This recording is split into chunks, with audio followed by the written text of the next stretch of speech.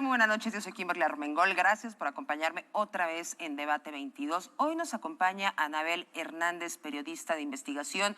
Vamos a hablar de su libro La verdadera noche de Iguala. Este se enfoca en la investigación con relación a uno de los episodios más oscuros de la historia moderna de México. Aquella noche del 26 de septiembre, cuando desaparecen los 43 estudiantes normalistas de Ayotzinapa. Anabel, bienvenida, buenas noches, ¿cómo estás? ¿Qué tal, Kimberly? Buenas noches a ti y a tu auditorio. Vamos a empezar con un tema personal tuyo. Anabel, ¿cómo surge el irte de México en 2013? ¿Cuál es el detonante para que tomes la decisión y por qué te vas del país? Bueno, yo tuve que abandonar México por primera vez en 2014, después de que en diciembre de 2013 hubo un ataque armado de policías federales a mi casa, al lugar donde vivía en un condominio horizontal. Llegó un grupo de 11 federales armados para buscarme. Amedrentaron a mis vecinos, le pusieron una pistola en la cabeza a una pequeña niña de 6 años y irrumpieron en mi casa. Yo en ese momento no estaba, pero ellos pensaban que yo estaba porque mis escoltas estaban afuera haciendo una custodia de mi domicilio. Se llevaron a uno de mis escoltas, lo golpearon brutalmente. Y bueno, este episodio me obligó a tener que salir de México porque me di cuenta que no solo evidentemente era riesgoso para mí, para mi familia, yo ya había sufrido diversos atentados armados en mi contra, pero saber que era un peligro para mis vecinos, que yo podía ser un peligro para una niña de 6 años, realmente me hizo reflexionar de que yo no tenía derecho para arruinar la vida a la gente que vivía en mi entorno solo por hacer mi trabajo, y decidí irme. Me fui a Estados Unidos, justamente la Universidad de California en Berkeley me invitó, y bueno, justamente fue ahí donde esta universidad patrocinó y vigiló, supervisó esta investigación que derivó en La verdadera noche de Iguala. Justamente hablando de la verdadera noche de Iguala, esa noche del 26 de septiembre que desaparecen en Iguala Guerrero los 43 estudiantes de la Escuela Normal Rural Raúl Isidro Burgos, la administración anterior, con Murillo Karam como procurador, llamaron como verdad histórica esta versión de que fueron asesinados y calcinados en el basurero de Cocula. ¿Por qué consideras que se apresuran a dar esta versión donde recordamos el famosísimo "ya me cansé" del procurador? Bueno, antes que nada tengo que explicar a tu auditorio, a ti y al auditorio, que yo he investigado el caso de Ayotzinapa desde las pocas semanas de que ocurrió. Yo me trasladé directamente ahí, a Iguala, y estuve durante varias semanas haciendo una reconstrucción de los hechos.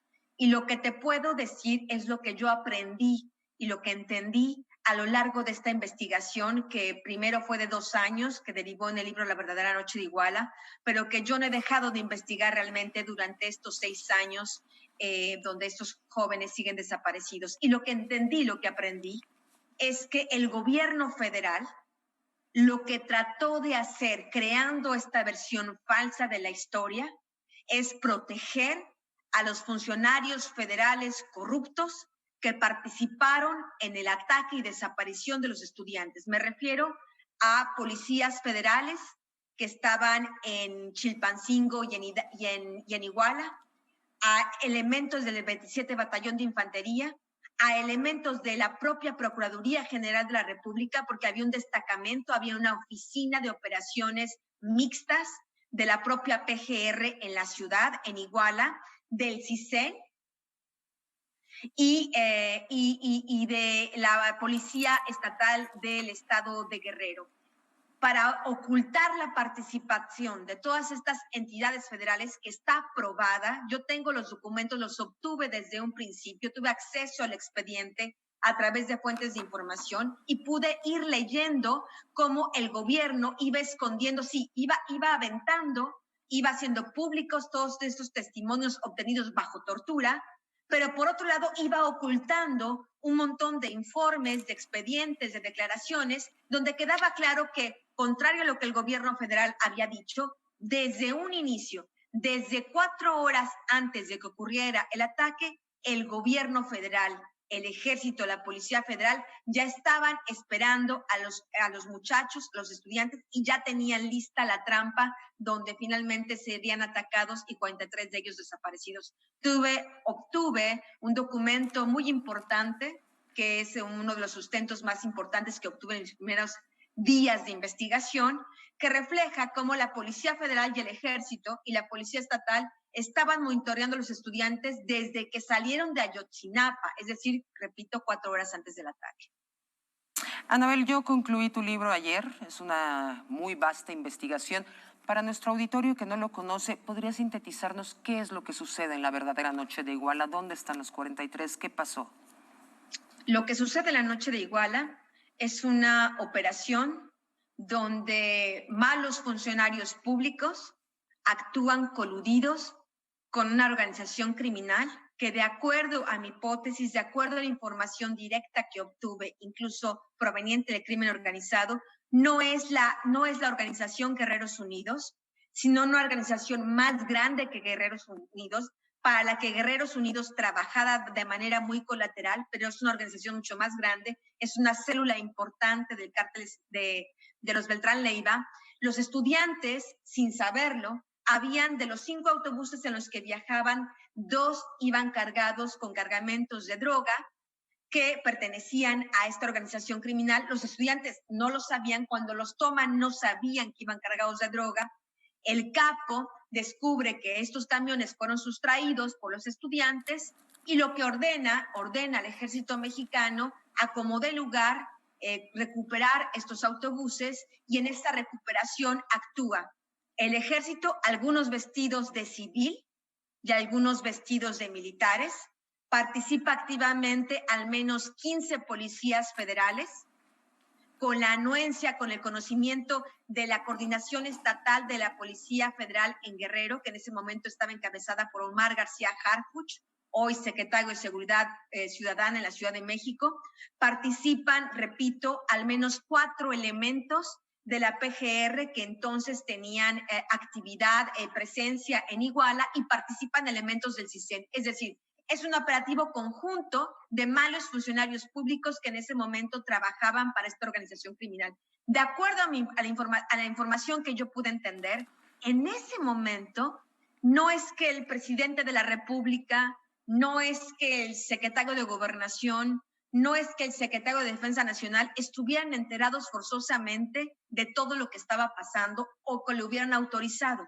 El problema fue después, porque después el presidente Enrique Peña Nieto sí supo la verdad, sí supo lo que había pasado, sí supo de la participación del Ejército, de la Policía Federal y otras instituciones del gobierno federal, y para encubrirlos fabricó y permitió que se fabricara la famosa falsa verdad histórica. La verdad histórica, tan rápido que la soltaron. Vamos a hacer una pausa, Anabel, no te nos vayas. Seguimos contigo. Esto es Debate 22.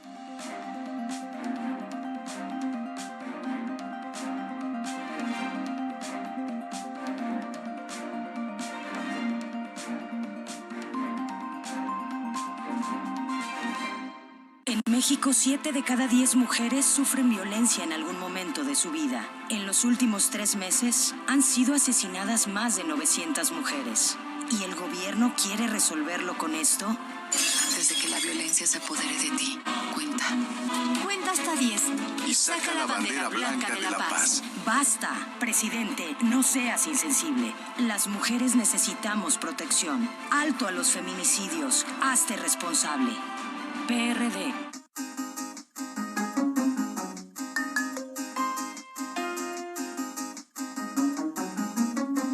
Estamos de vuelta con Anabel Hernández, periodista de investigación. Uno de sus grandes libros es La verdadera noche de Iguala.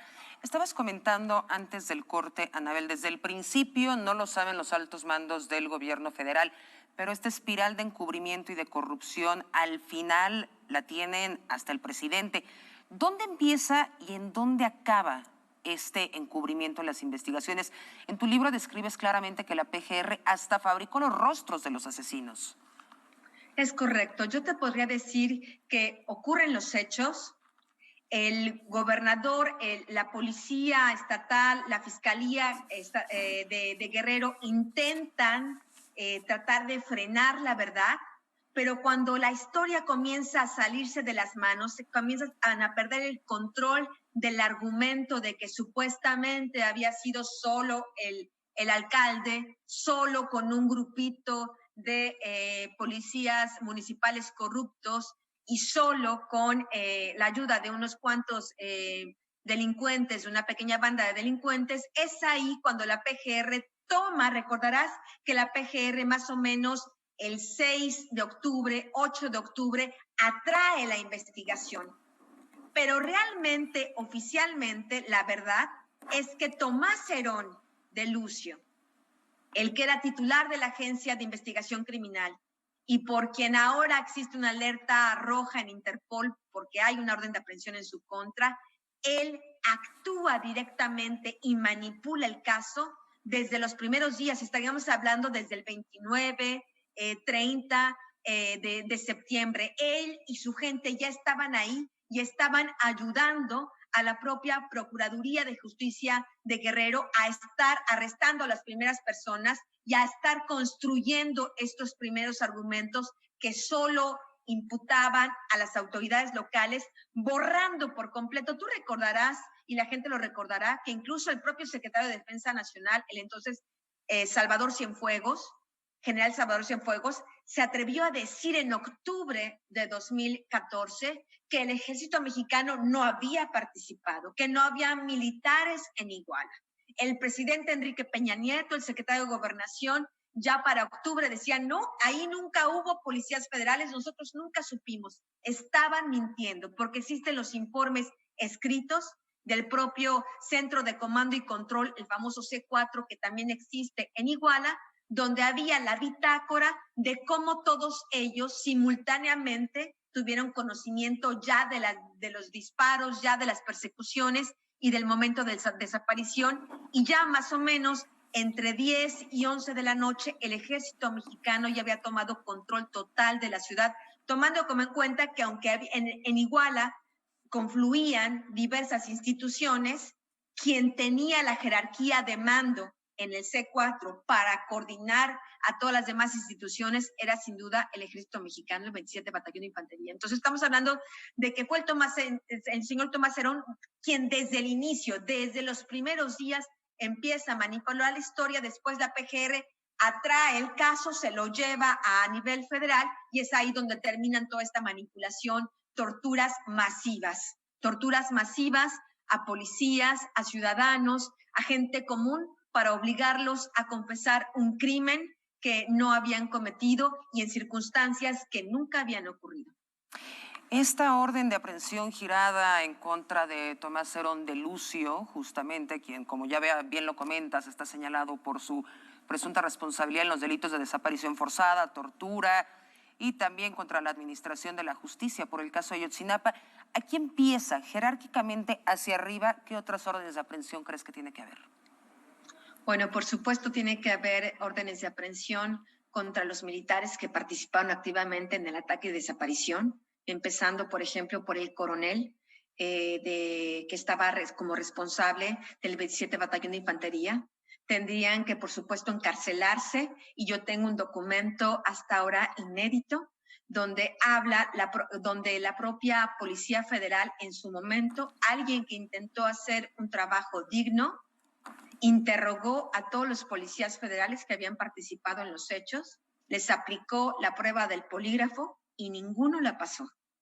Todos dijeron mentiras respecto a su participación de esa noche y respecto a su colusión con el crimen organizado. Es decir, todos estos policías federales tendrían que ser sometidos realmente bajo una rigurosa investigación y ver si se procede las órdenes de aprehensión. Por supuesto, tendría que haber una orden de aprehensión también contra el ex procurador Jesús Murillo Caram, contra la ex procuradora Arely Gómez, por supuesto también contra el extitular de la AIC, que en su momento fue Omar García Harfuch, quien es el sustituto de Tomás Herón y quien sigue manteniendo como titular de la Agencia de Investigación Criminal la falsa verdad histórica y sigue manteniendo estos argumentos falsos y no actúa y no sigue ningún lineamiento para limpiar la investigación y decir en su momento el señor Tomás Herón mintió, este Ministerio Público mintió, estos oficiales torturaron. No lo hizo, también encubrió esta falsa verdad histórica y hacía una larga lista de elementos del CISEN, de la propia Procuraduría General de la República, sin contar con los más de 50 funcionarios públicos que participaron en las torturas masivas. Estamos hablando, y yo los menciono nombre por nombre en mi libro, funcionarios de la Secretaría, elementos de la Secretaría de Marina, elementos de la Policía Federal, elementos del Ejército Mexicano, elementos de la Agencia Federal de Investigaciones, de la Policía Federal Ministerial, que participaron en estas detenciones y que torturaron en la gran mayoría de los casos aplicando tortura sexual.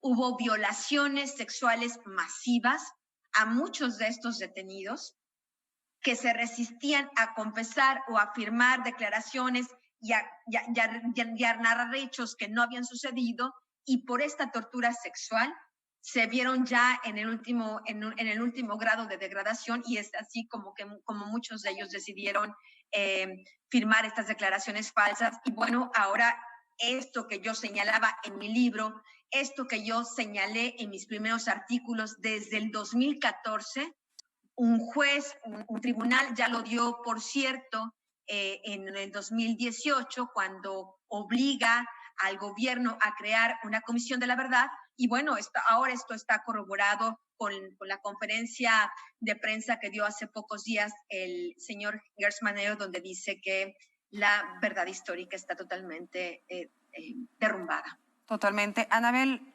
la responsabilidad directa del presidente Enrique Peña Nieto en este caso es absoluta. Yo tuve oportunidad de, antes de terminar mi libro, tener acceso a un documento muy valioso que hizo la Visitaduría General de la PGR en los tiempos de Enrique Peña Nieto. Estamos hablando del 2016. Es una auditoría que hace el entonces fiscal César Chávez Flores, junto con un equipo de fiscales, quienes hacen una investigación interna para sanear justamente todo este desastre de la investigación de la PGR, y ellos directamente empiezan a hablar ellos mismos, a descubrir todas estas torturas, toda esta siembra de pruebas, toda la manipulación de pruebas, toda la violación a la justicia, los derechos humanos, etcétera, etcétera. Este informe lo entrega Chávez Flores a Arely Gómez, porque Arely Gómez se había comprometido con los padres de familia a entregárselos en agosto de 2016.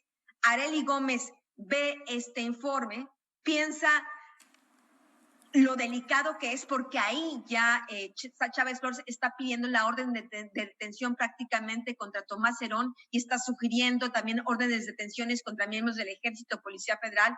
Arely Gómez va con este informe con Enrique Peña Nieto, y Enrique Peña Nieto dice, no, este informe jamás podrá ver a la luz pública, este informe jamás puede ser entregado a los padres de familia. Ordena al visitador que haga un informe pues más light, donde saquen todas estas imputaciones que se están haciendo a Tomás Herón.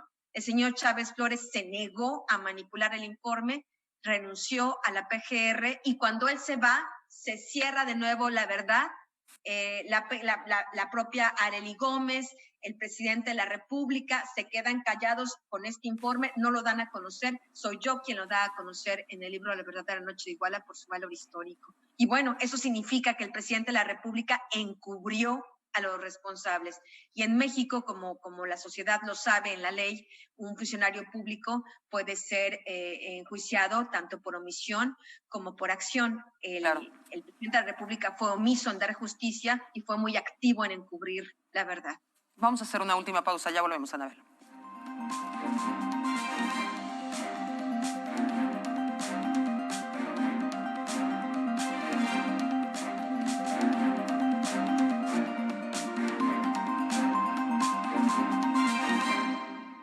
Llevamos ya 3 meses de esta epidemia y estamos aproximadamente en el punto intermedio.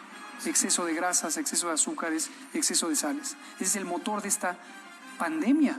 Pongamos que se prolongue más allá de septiembre.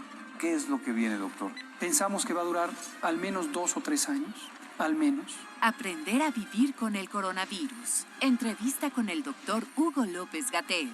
Especial, viernes, 18 horas.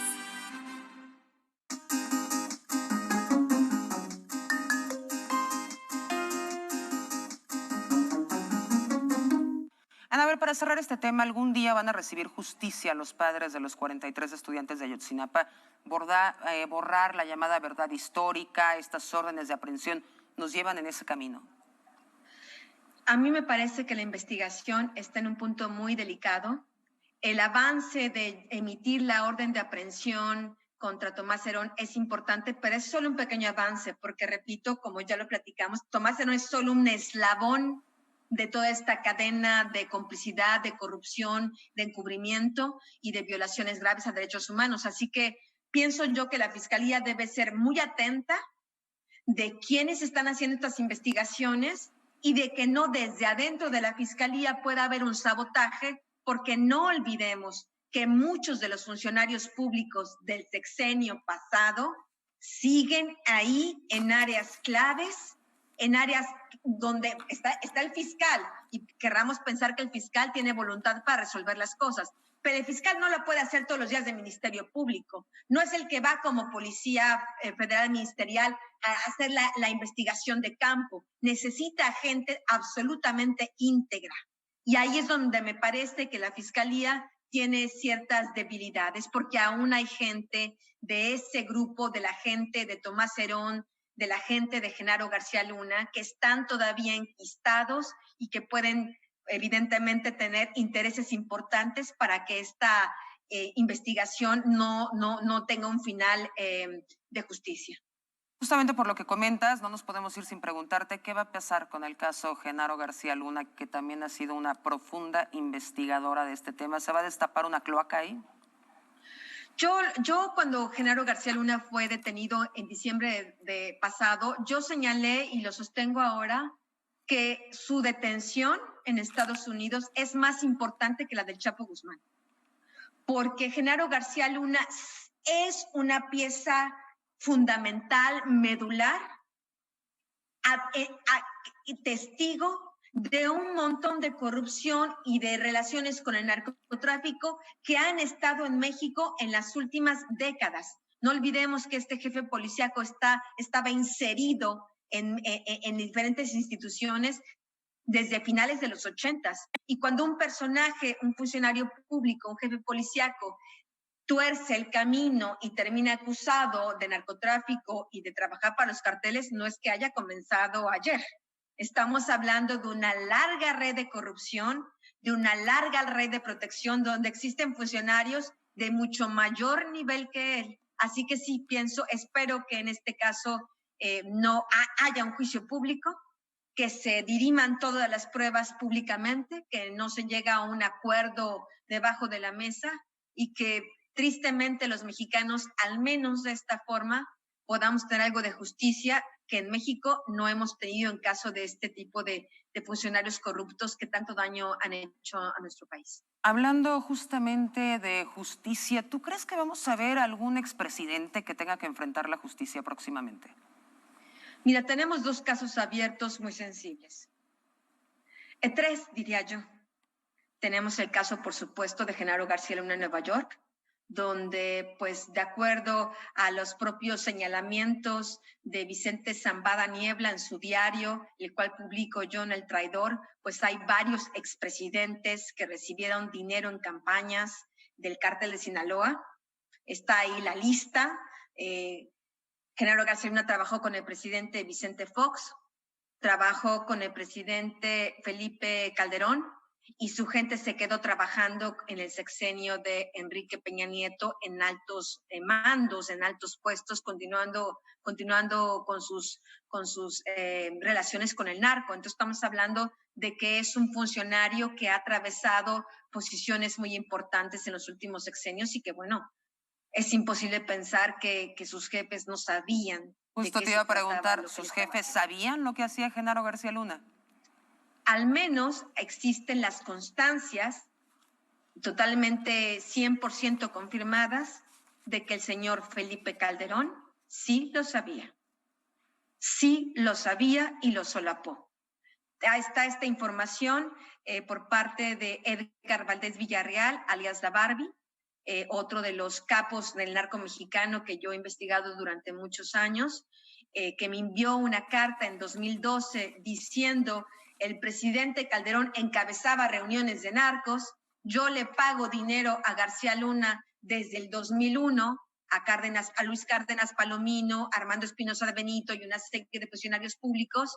Y bueno, después nos enteramos, hace 3 semanas descubrí con papeles judiciales de Estados Unidos que Edgar Valdez Villarreal no solo era un narco, sino también era informante de la DEA y del FBI. Y después tenemos al general Tomás Ángeles de Aguajare, que entonces fue subsecretario de la Defensa Nacional en el gobierno de Felipe Calderón, que finalmente ha decidido hacer público que él directamente sí le informa al presidente que Genaro García Luna está involucrado con el narcotráfico, al igual que otros altos mandos de la Policía Federal. Anabel, antes de irnos, ¿hay condiciones para que Anabel Hernández regrese a México? En lo personal, en mi corazón, hay el deseo, hay el anhelo, hay la esperanza de que algún día podré realmente regresar a mi país.